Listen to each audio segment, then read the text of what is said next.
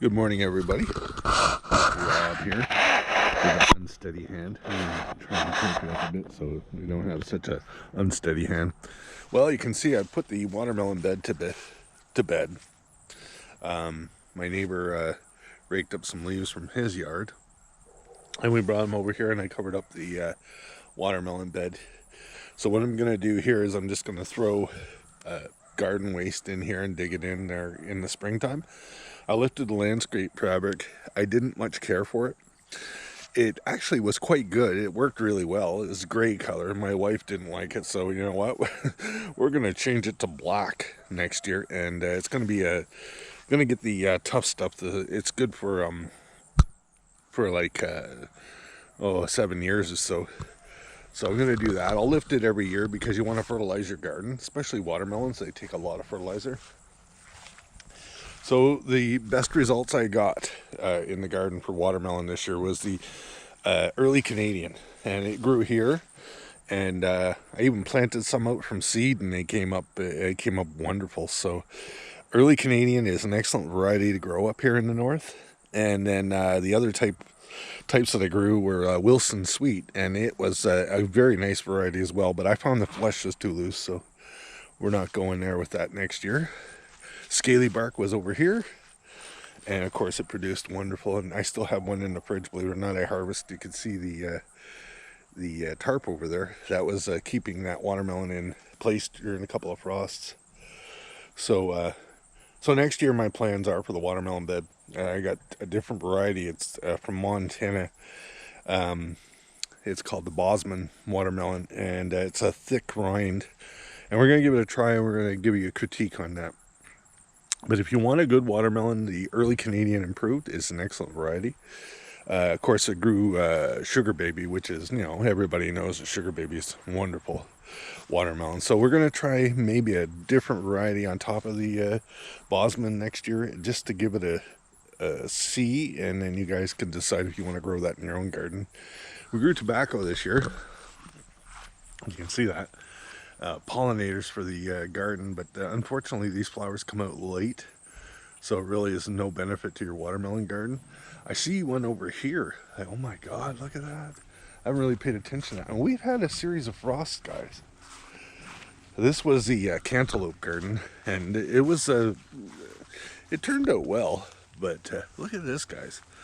This is a whopper here. This one's and this is a Massachusetts wrapper. Okay, not like wrap, but wrapper. It's for cigar wrapping, and this is a wonderful specimen. It's probably about 7 feet tall, is what they're supposed to grow to. I had this here in the cantaloupe garden. Next year I'm gonna grow cantaloupe, but I'm not gonna grow so many, and I'm gonna grow short season varieties. I'm gonna focus on that, on those particular ones. So the cantaloupe here, I had 3 varieties. I had the Noir de Calme. I had far north, Minnesota Midget, and wait, I had more too. I can't remember them all, but they were wonderful. I found that the Noir de Calme was probably the sweetest and best of them all, and of course the Minnesota Midget. I didn't get any results from the far north, so I don't know why. Who knows? These things are always on the go. I've been chopping up this tree here, trying to get more light in here to the garden and stuff like that. I had a honeysuckle, which I'm not taking out. Those are wonderful plants. So next year there'll be more sunlight in here. And so that's pretty much it. I haven't done a video in a while, so I thought maybe I'll talk to myself a little bit and, wander around the garden. Moon's out here with me. The wife was at work. And I'm just enjoying the day. Our little lettuce garden here and spinach garden is coming along. I didn't put anything at the bottom. They say, well, dandelions will come up. Well, dandelions are a natural lettuce, so I'll eat that, no problem. We got kale over there. So basically, we just done a cleanup here, guys. Cleaned everything up and wrapped it up, the garden, pretty much for this year. I'm going to do that winter garden thing I told you, but I won't focus on that too much.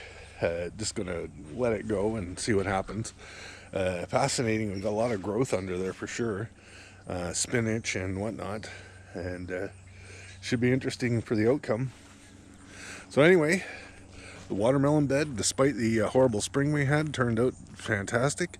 Next year I'm going to do this little tarp thing here, you can see, and do that in a watermelon bed, and try and get some watermelon started from seed. I'm going to do the early Canadian from seed, and possibly another variety right from seed, maybe even the Bosman.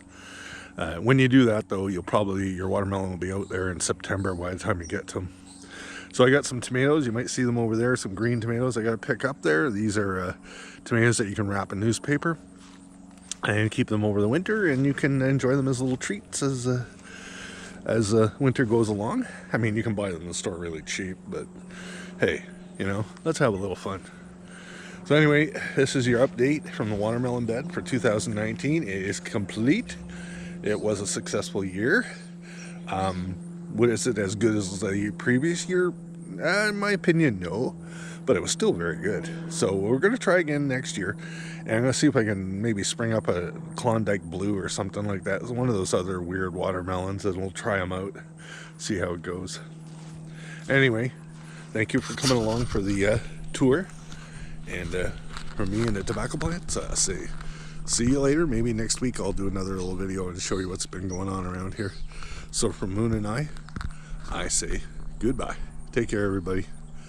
Gracias.